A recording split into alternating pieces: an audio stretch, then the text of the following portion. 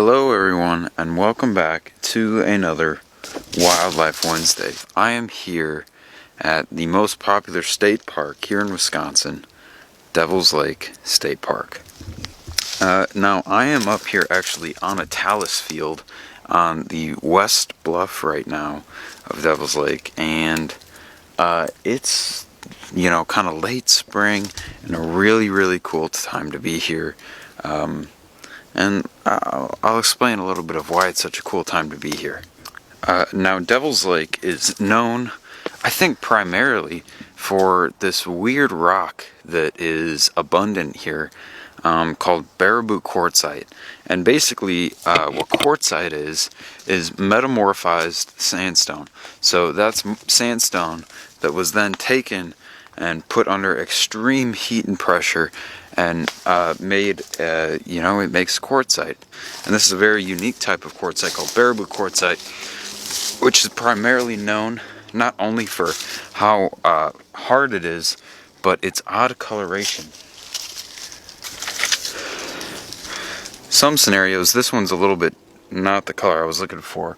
In some scenarios, the rock is legitimately purple. Now, the reason that this rock right here has become that kind of a purple color is primarily because there's minerals in here, and the sandstone that was here, it kind of oxidized, right? It essentially rusted.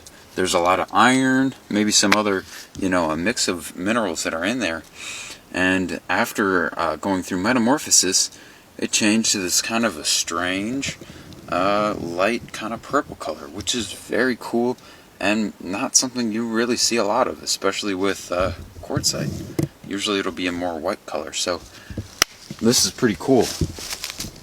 Another fascinating thing about this quartzite here is that it is ridiculously hard. It is right up there in hardness, right next to diamonds.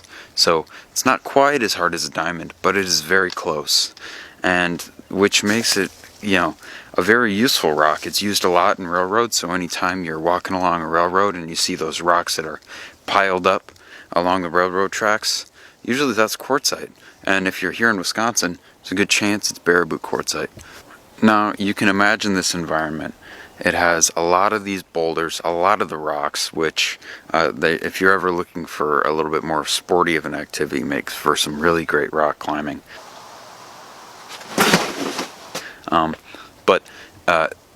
It also creates a very unique and interesting environment that otherwise would not really be found here in southwestern Wisconsin. These rocks here, and the abundance of these rocks on these sloping hills, create a little bit of, an air conditioning effect. You would call it a microclimate. Because of that microclimate, it's a cooler microclimate, not a hotter one and not a drier one. A much cooler, much more moist microclimate, helped out by the lake itself and by these boulders. These boulders retain a lot of the heat or retain a lot of the cold, and so it stays a pretty consistent year-round, more consistent relatively year-round temperature than surrounding areas like a big field might or something like that. And because of that, you have a little bit more of a cooler adapted climate or cooler adapted species that live here, such as white pine. Now, the white pine, again, you'll find that here. That's a classic driftless area tree.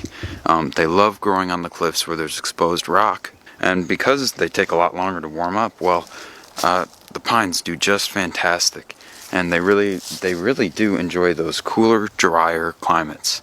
And a white pine is a perfect example of that. Another one that's really cool is this right here. This tree here is called a bladdernut. Now, you may never have heard of a bladdernut, but essentially, it's a small kind of a shrubby tree, and its fruit are the thing that gives it its name. Currently, it's flowering, so they have these tiny little white flowers with these yellow stamens which have the pollen on them, and later on in the year, once those flowers mature, they will turn into fruit, and the fruit on this tree actually kind of looks almost like, you could say, maybe even a little Chinese lantern. It's a very unique looking fruit, really easily dispersed if around water. It can actually float on water. Let's say this tree were near a stream or something. The those seeds would be dispersed by the water itself, because it just float downstream until it finds somewhere new to take root.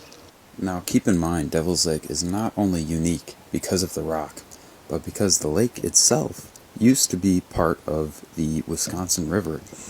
And while it's not officially formed from a glacier, like the glacier didn't dig out the lake, there was a glacier that actually built up a lot of sediment, creating almost a dam and blocking this section of the Wisconsin River off from the rest of the river, kind of trapping this water here in this bowl and essentially creating Devil's Lake, which now is no longer connected to any other body of water or stream, and is solely within this kind of little valley here. Alright, well, again, thank you for watching this episode of Wildlife Wednesday. I hope before I see you on the next one, you make sure to get outside, go enjoy a little bit of nature, whether it's just around the block or to a state park like this. Make sure you get outside, and I will see you on the next one.